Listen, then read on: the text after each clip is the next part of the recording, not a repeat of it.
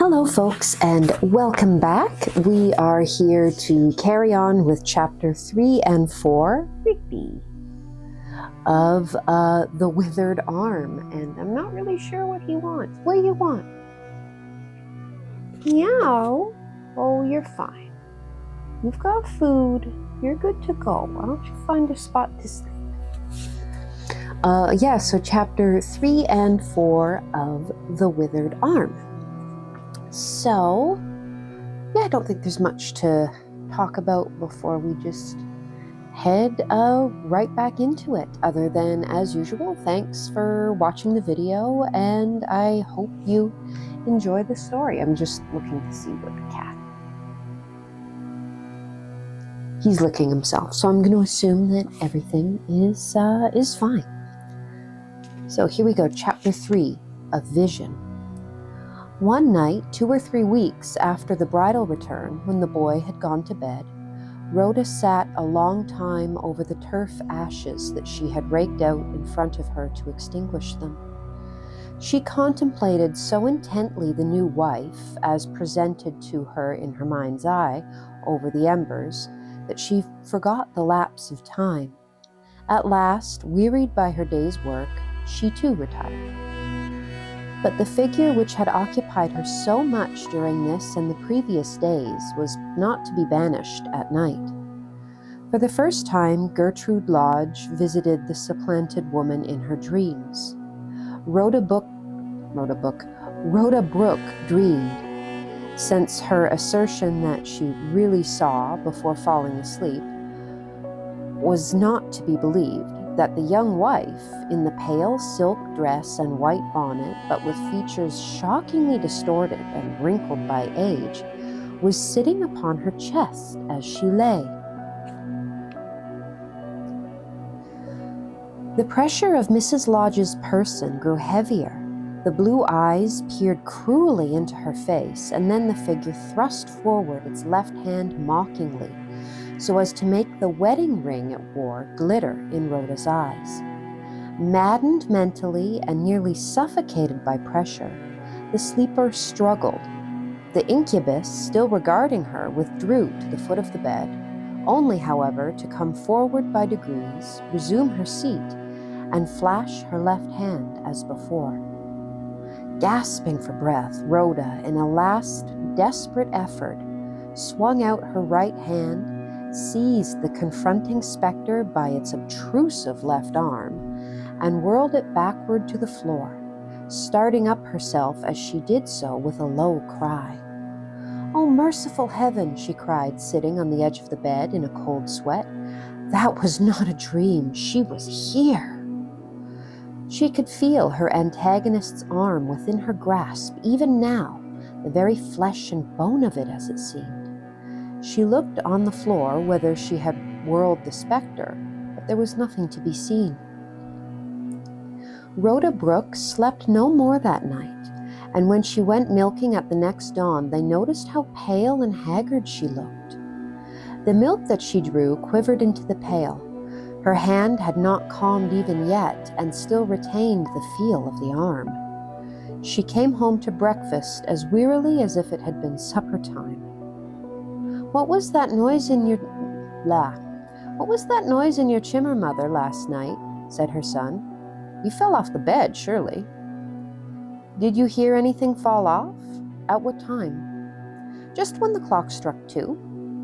She could not explain, and when the meal was done, went silently about her household work, the boy assisting her, for he hated going afield on the farms, and she indulged his reluctance.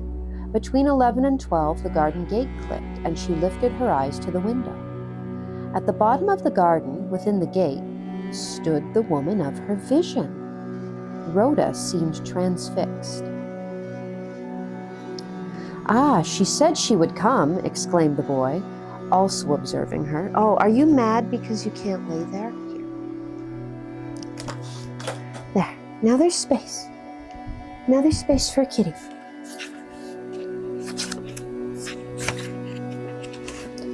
"Ah, she said she would come," exclaimed the boy, also observing her. "Said so? When? How does she know us?" I have seen and spoken to her. I talked to her yesterday."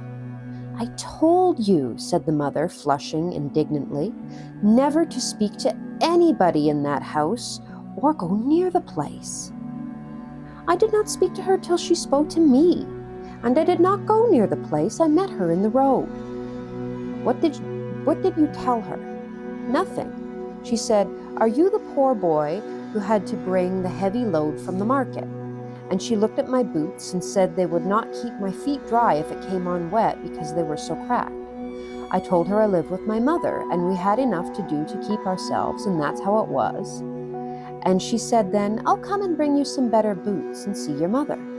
She gives away things to other folks in the meads besides us.'" Okay, so Mrs. Lodge actually seems like a decent person.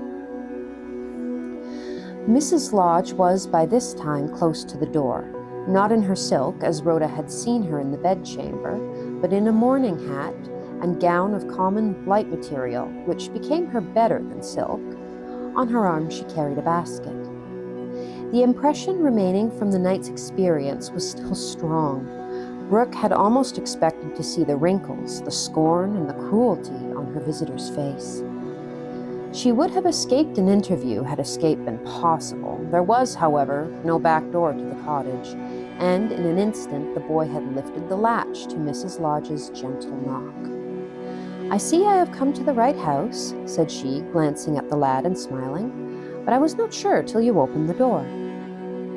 The figure and action were those of the phantom, but her voice was so indescribably sweet, her glance so winning, her smile so tender, so unlike that of Rhoda's midnight visitant, that the latter could hardly believe the evidence of her senses. She was truly glad that she had not hidden away in sheer aversion, as she had been inclined to do. In her basket, Mrs. Lodge brought the pair of boots that she had promised to the boy, and other useful articles. So this actually used to be quite a common thing, if you were sort of lord or lady of the manor, so to speak, to sort of personally provide charity to the less fortunate on your estate. At these proofs of a kindly feeling towards her and hers, Rhoda's heart reproached her bitterly. The innocent young thing should have her blessing and not her curse. When she left them, a light seemed gone from the dwelling. 2 days later, she came again to know if the boots fitted, and less than a fortnight after paid Rhoda another call. On this occasion, the boy was absent. "I walk a good deal," said Mrs. Lodge, "and your house is the nearest outside our own parish. I hope you are well. You don't look quite well."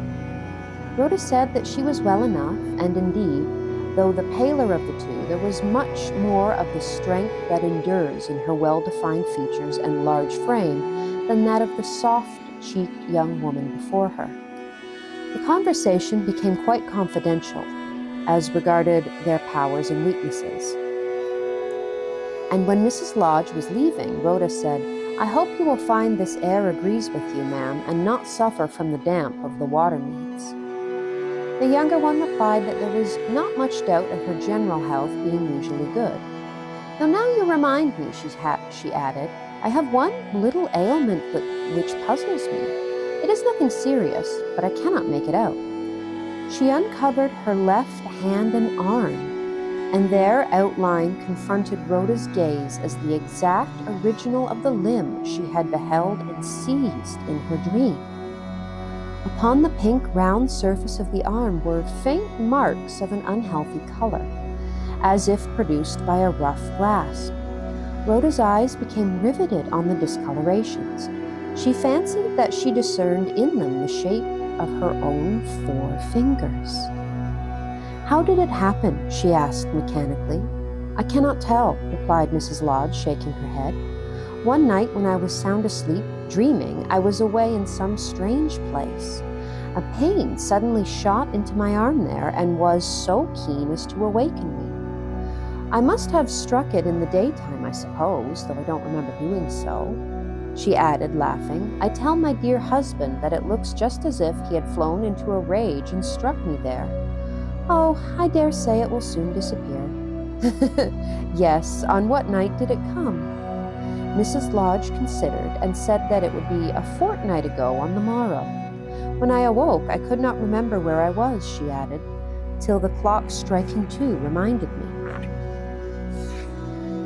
She had named the night and hour of Rhoda's spectral encounter, and Brooke felt like a guilty thing. The artless discourse startled her. She did not reason on the freaks of coincidence, and all the scenery of that ghastly night returned with double vividness to her mind. "Oh, can it be," she said to herself when her visitor had departed, "that I exercise a malignant power over people against my own will?" She knew that she had been slyly called a witch since her fall, but never having understood why that particular stigma had been attached to her, it had passed disregarded. Could this be the explanation? And had such things as these ever happened before? That's the end of chapter 3.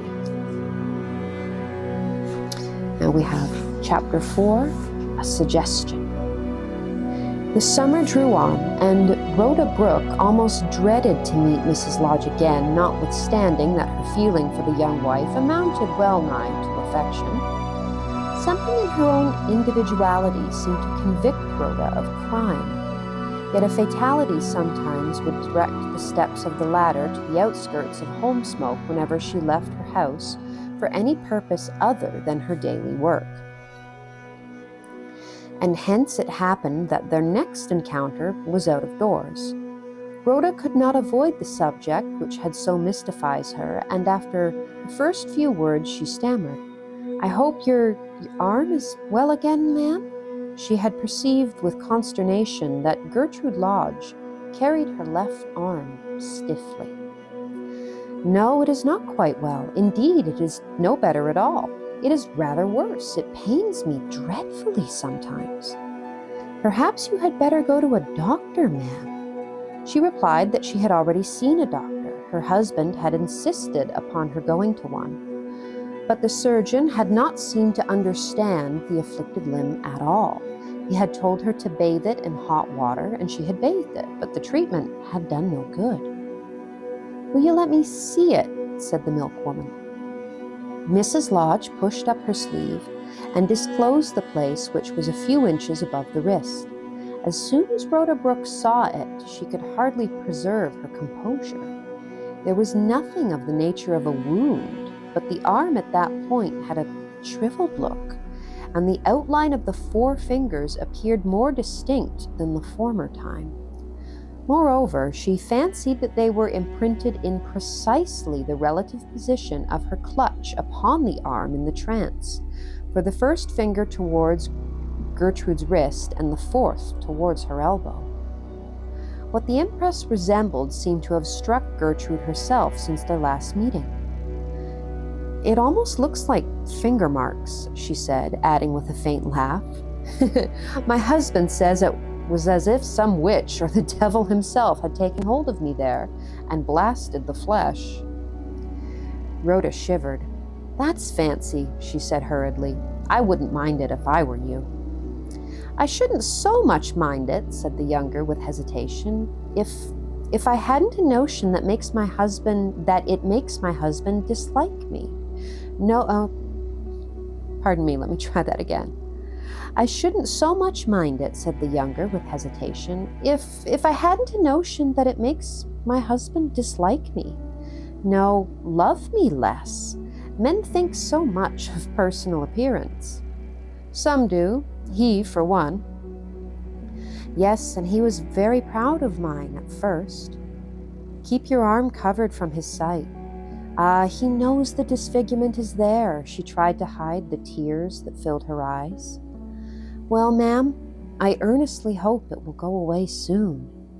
And so the milkwoman's mind was chained anew to the subject by a horrid sort of spell as she returned home. The sense of having been guilty of an act of malignancy increased, affect as she might to ridicule her superstition.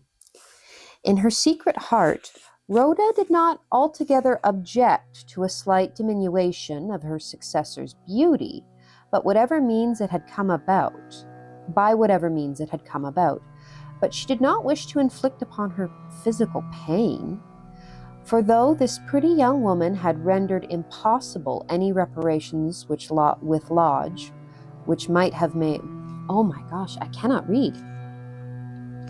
For though this pretty young woman had rendered impossible any reparation which Lodge might have made Rhoda for his past conduct, everything like resentment at the unconscious usurpation had quite passed away from the elder's mind.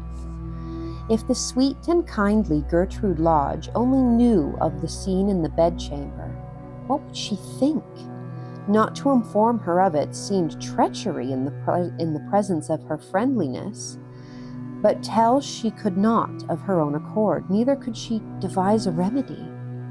She mused upon the matter the greater part of the night, and the next day, after the morning milking, she set out to obtain another glimpse of Gertrude Lodge, if she could, being held to her by a gruesome fascination. By watching the house from a distance, the milkmaid was presently able to discern the farmer's wife in a ride she was taking alone, probably to join her husband in some distant field. Mrs. Lodge perceived her and cantered in her direction. "Good morning, Rhoda," Gertrude said when she had come up.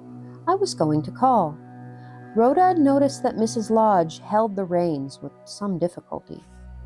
"I hope the bad arm," said Rhoda.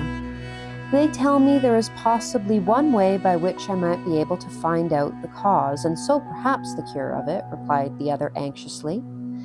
"It is by going to some clever man over at Egdon Heath. They did not know if he was still alive, and I cannot remember his name at this moment, but they said that you knew more of his movements than anybody else hereabout, and could tell me if he were still to be consulted. Dear me, what was his name? But you know, not Conjurer Trendle, said her thin companion, turning pale. Trendle, yes, is he alive? I believe so, said Rhoda with reluctance. Why do you call him Conjurer? Well, they used to say he had powers other folks have not. Oh, how could my people be so superstitious as to recommend a man of that sort? I thought they meant some medical man. I shall think no more of him. So by clever man, they mean like a conjurer, a witch. You sometimes see that expression applied to women as well. One of the cunning people or clever people. As they say in the book, it means they have powers that others do not have. But it's interesting that there's whispers that Rhoda is a witch, and coincidentally, she's also the most familiar with the person who apparently straight up is just a cunning man.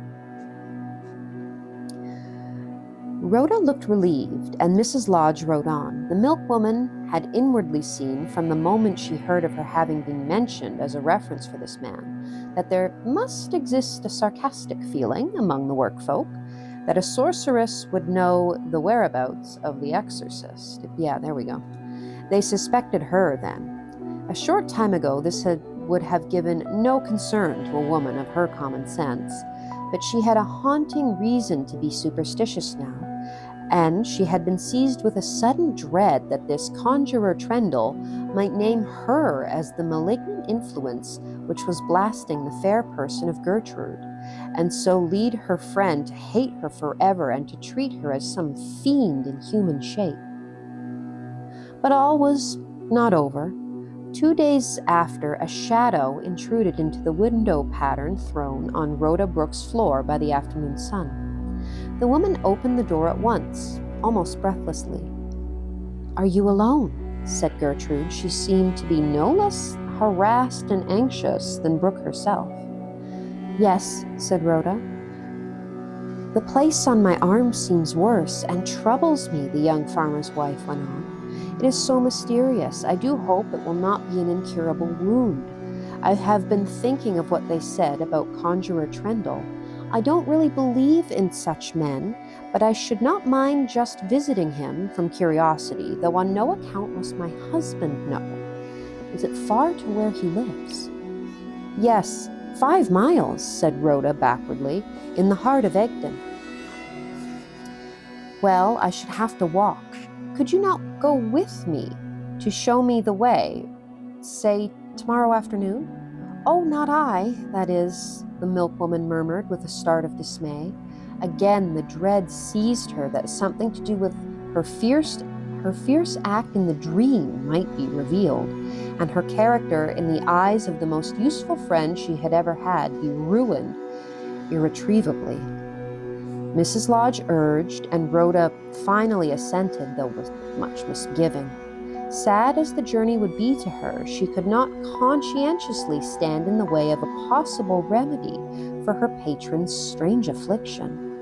It was agreed that, to escape the suspicion of their mystic intent, they should meet at the edge of the heath at the corner of a plantation which was visible from the spot where they now stood. And that is the end of chapter 4.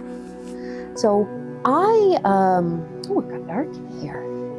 It's raining out today, so the light's being kind of off and on. Yeah, I really like this story so far. I like this idea that maybe she has these powers and isn't consciously using them, but then it's also, maybe I can't help but think, maybe it wasn't her, maybe it was just some malignant spirit taking Gertrude Lodge's form to sort of stir up trouble in the community. And I don't know, I really like all the different directions that this could possibly be going in. So thank you for joining me for the next few chapters of this story. I think it's really cool, and I hope you stick around with me to hear the rest of it. And at the end of when I finish reading the whole thing, I'm thinking of doing just not so much discussion, so much as is always the case on my channel. It's more just my stream of consciousness thoughts about